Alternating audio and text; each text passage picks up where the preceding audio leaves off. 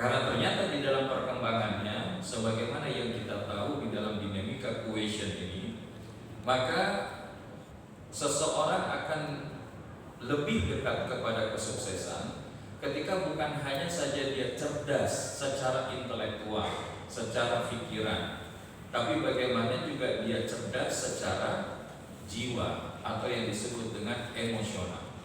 Jadi kalau intellectual quotient embedded dengan apa yang disebut dengan kecerdasan fisik, maka kecerdasan emosi adalah kecerdasan jiwa.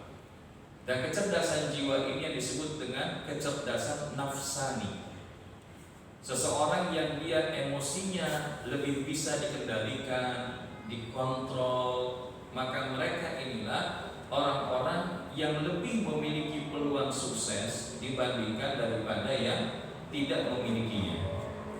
Dan di antara penelitian yang dilakukan oleh Daniel Goleman, maka di antara buku yang beliau tuliskan adalah mengenai emotional quotient.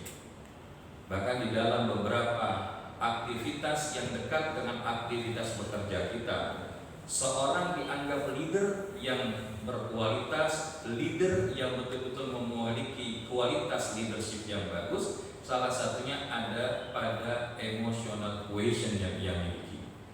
Karena seorang leader yang dia bisa mengendalikan jiwanya, tidak mudah marah, dan ketika itu dia bisa menahan. Bahkan ada satu buku lain yang ditulis oleh Simon Sinek, Why Leader Eats Last. Kenapa pemimpin itu makannya paling belakangan? Karena orang-orang yang dia mampu bisa mengendalikan dirinya lebih baik, maka dia akan lebih mampu untuk mengarahkan orang-orang menjadi lebih baik.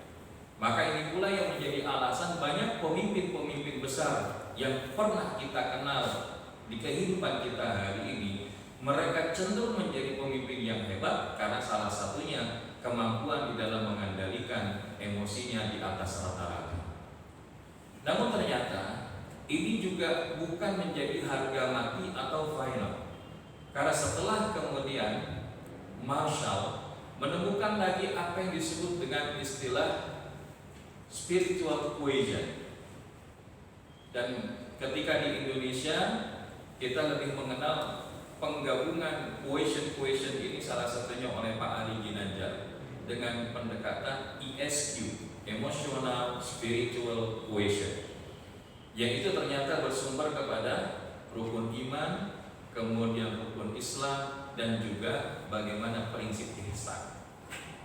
Dan salah satu yang menarik ketika beliau menjawantahkan pemaknaan spiritual quotient di sini adalah ketika disebutkan kata kuncinya spiritual quotient, dia bukan cuma sekedar mampu mengendalikan jiwanya, tapi bisa membubuhkan makna dari apa yang ia lakukan. Sehingga kalau pemahaman ini kita letakkan di dalam aktivitas kita bekerja, maka kalau bicara intellectual quotient adalah ketika seseorang itu bekerja sebatas job desk, diberikan apa tugasnya, apa tanggung jawabnya, that's it. Dia datang jam 8, pulang jam 5. Tapi ketika dia sudah memiliki emotional quotient, maka dia bukan hanya sekedar menyelesaikan job desk, tapi ada sesuatu yang ingin ia dapatkan lebih. Salah satunya apa? Ketika dia bisa memberikan manfaat lebih kepada orang-orang yang ada di sekelilingnya, memberikan manfaat lebih kepada stakeholders, kepada nasabahnya, kepada pelanggannya. Dan di sisi yang lain, ternyata ini belum cukup untuk kemudian membawa kita kepada konteks bekerja dengan penguatan spirit basmalah kalau tidak disertai dengan apa yang disebut dengan spiritual quotient, yaitu finding meaning of our work in this life. Kita menemukan makna apa yang kita lakukan dengan bekerja ini di kehidupan kita.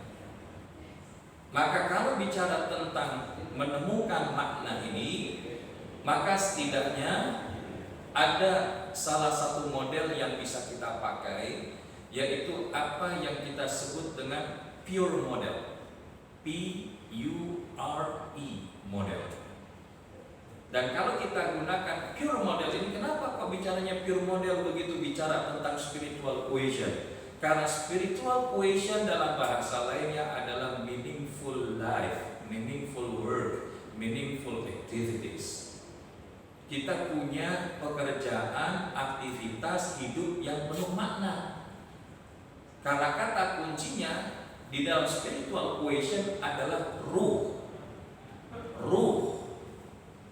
Maka ini yang kita maksudkan bagaimana kita mengenal istilah tasawuf modern. Di dalam aktivitas bekerja kita justru menemukan Allah. Ketika di dalam bekerja kita bukan hanya merefleksikan sebagai penyelesaian job desk atau pengejar karir, tapi di dalam rangka menemukan kasih sayang Allah. Dan hanya orang-orang yang memang memiliki kualitas inilah yang akan Allah pilih. Maka walaupun hari ini sejujurnya banyak masih beberapa perusahaan belum melakukan aktivitas kajian secara yang kita lakukan hari ini, namun di Telkom sudah berjalan hampir beberapa kali dari semenjak PSBB mengalami relaksasi transisi. Dan ini perlu disyukuri, tapi juga di sisi yang lain masih ada yang mungkin nanti saya lihatnya dari versi streaming saja. Namun ala kulli hal, proses talaqi seperti ini memang akan sangat berbeda ketika kita lakukan dengan online. Makanya tidak heran Nabi Musa itu ketika waktu Allah berikan kecerdasan, Nabi Musa itu salah satunya adalah memiliki kecerdasan baik intellectual quotient dan emotional quotient. Sehingga pada zamannya nggak ada yang lebih cerdas lagi daripada Nabi Musa. Sampai bahasanya, ya Allah tunjukkan orang yang lebih cerdas daripadaku sehingga aku bisa belajar dari dia. Maka ketika itu Allah bimbing untuk bertemu dengan seorang hambanya yang bernama Nabi Allah Khidir alaihissalam. Dan ketika proses bertemunya pun nanti kalau engkau berjalan sampai di satu tempat engkau kelupaan perbekalanmu, maka kemudian engkau terus tetap melanjutkan dan begitu ingat, maka disitulah engkau akan bertemu dengan hamba-Ku tadi. Singkatnya kita sudah tahu bagaimana di Al-Quran dijelaskan bertemulah Nabi Musa dengan Nabi Allah Khidir. Maka ketika itu Nabi Allah Khidir melakukan 3 aktivitas. Namun sebelum beliau tadi melakukan 3 aktivitas sudah notes. Oke, engkau boleh ikut kepadaku ya Musa, akan tetapi engkau tidak berhak untuk menanyakan apa yang akan saya lakukan dan sedang saya lakukan pada saat itu sampai waktu engkau diizinkan. Nah, jadi ada proses belajar talaqi. Maka kemudian sikapnya ketika itu Nabi Allah Khidir melubangi sebuah perahu yang mereka tumpangi dari seorang nelayan. Maka ketika itu Musa alaihissalam bilang, Khidir, ini perahu boleh kita pinjam. Perahu ini punya orang miskin. Kenapa engkau lubangi? Kalau begitu kan berarti engkau memutuskan daripada mata pencaharian si nelayan itu. Terus kata Nabi Khidir, ya Musa, ingat syaratnya yang tadi sudah saya sampaikan? Oh iya, mohon maaf saya nggak nanya lagi. Nah begitu kemudian mereka sampai di daratan, bertemulah dengan sekelompok anak-anak dan ada satu anak-anak yang kemudian dibawa oleh Nabi Khidir dan kemudian dibunuh. Makin terperanjat Musa saat itu. Nabi Musa bilang, Khidir, ente bunuh orang yang nggak berdosa, anak masih seperti ini, engkau bunuh. Musa, masih ingat syaratmu tadi? Ya, saya mohon maaf. Saya nggak akan ulangin lagi. Benar. Dan singkatnya di kali ketiga, ketika Nabi Khidir sampai di satu daerah, satu desa bersama Nabi Musa, saat itu kemudian mengetok pintu agar ada orang yang sekedar bisa menyisihkan sebagian makanan, minuman dan memberikan kesempatan untuk beristirahat satu malam. Tapi hampir semua rumah yang diketok itu di satu desa itu tidak ada satupun yang mengizinkan mereka untuk mendapatkan apa yang diinginkan.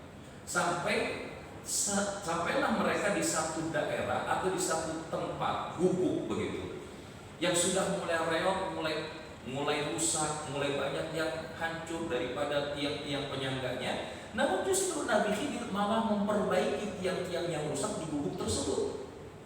Makin heran Nabi Musa mengatakan, ya Khidir, kenapa kau lakukan itu? Justru kita nggak dikasih apa-apa, kenapa kita kerjain kayak begini? Kalau bahasa kita. Maka kemudian Nabi Khidir mengatakan, ya Musa, selesai. Engkau sampai di sini ternyata tidak bisa mengikutiku lagi. Mohon maaf, saya akan berupaya untuk menjaga syarat tadi, nggak bisa.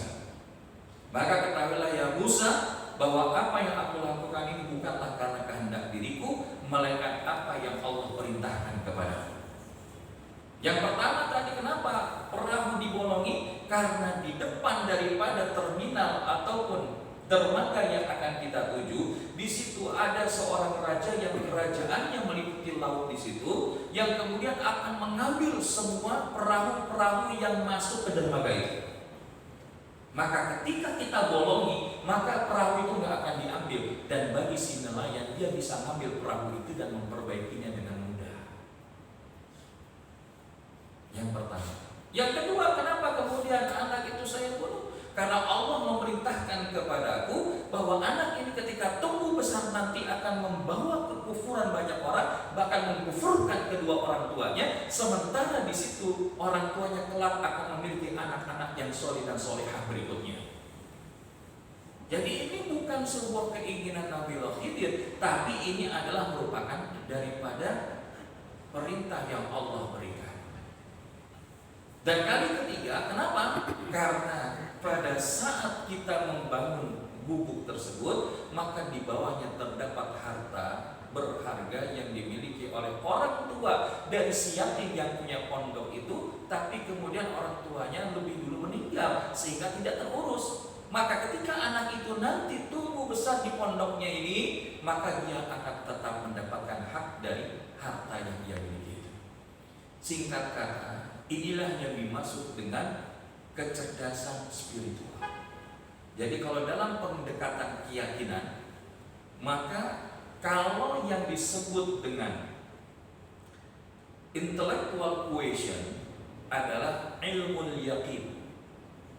Keyakinan didasari pengetahuan, kecerdasan akal. Oh begini yang saya belajar, oh begini yang saya ikut training, oh begini yang saya ikut pengajian.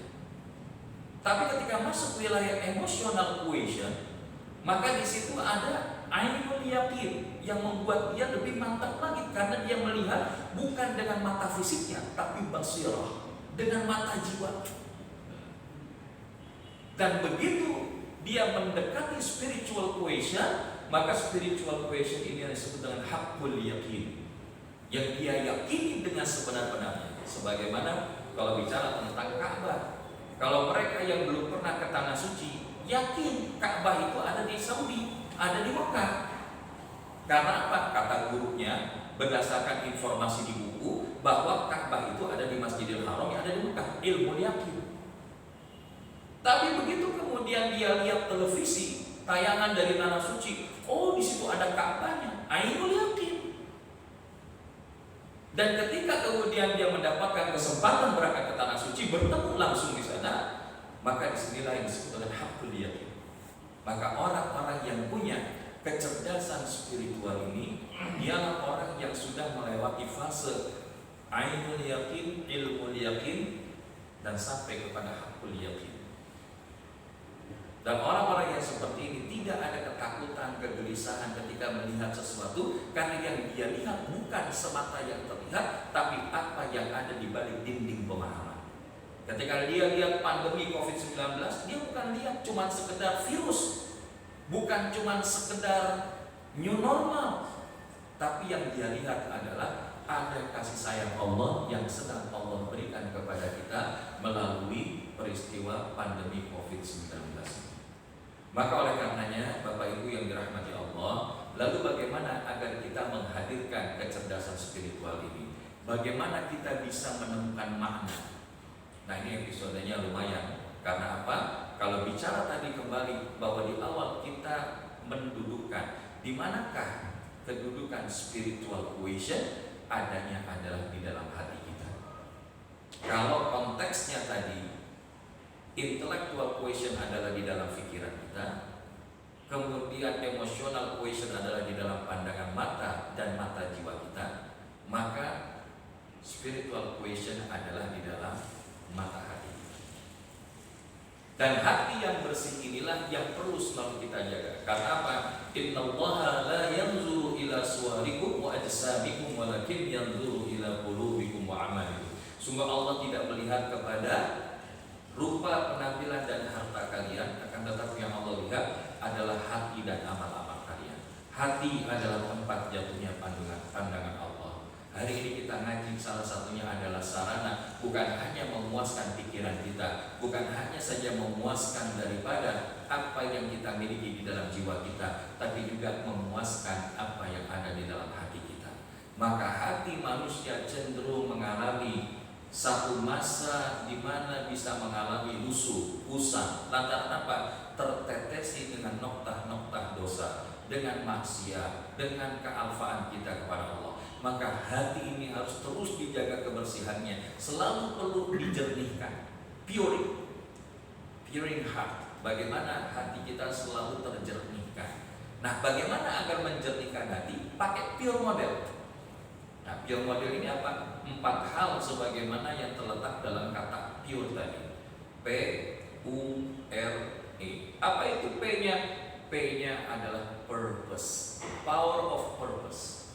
Seorang yang dia punya kecerdasan spiritual, pasti dia memahami apa tujuan dia ketika Allah izinkan hidup di atas muka bumi. Dia akan menemukan tujuan apa yang saya cari di dalam bekerja saya. Karena orang yang dia hidup tidak pernah punya tujuan, maka pasti dia tidak akan pernah sampai ke tujuannya. Hari ini, kenapa seorang pendaki dia bisa sampai naik ke puncak gunung walaupun begitu terjal daripada kaki bukit sampai ke puncaknya tadi? Karena dia punya tujuan. Seorang puasa bisa bertahan nih 12 jam. Karena ketika kita pernah bersilaturahim dengan saudara kita di Los Angeles, saat itu ada yang mengatakan orang tua anak-anak mereka, dan ketika itu bercampur dengan orang-orang di luar, dia katakan bahwa anak-anaknya ditanya sama anak-anak yang di luar Islam, why you are fasting? Kenapa Anda puasa? Kan itu menyakitin diri 12 jam. Kalau di sana ketika summer itu bisa sampai 14 hingga 15 jam. Ketika kita di Kanada waktu itu, maka itu sampai 15 jam. Buka puasa setengah 10 malam, sahurnya itu jam setengah 3 atau jam 2. Masuk jam 3 sudah masuk waktu subuh. Kita di Indonesia alhamdulillah. Tapi karena kita punya tujuan. Tujuannya apa? La'allakum tattaqun, maka kita akan melewati walaupun itu sesuatu yang berat. Kerja, walaupun hari ini punya tantangan, kok mau-maunya kita ke kantor? Because we are having a purpose in this world. Kita punya tujuan di dalam bekerja ini. Maka hari ini yang ingin kita maksudkan adalah bagaimana kita menghadirkan kecerdasan spiritual itu. Karena ketika kecerdasan spiritual hadir, maka disebutkan di dalam silabi ini muncul apa yang disebut dengan karakter fakona.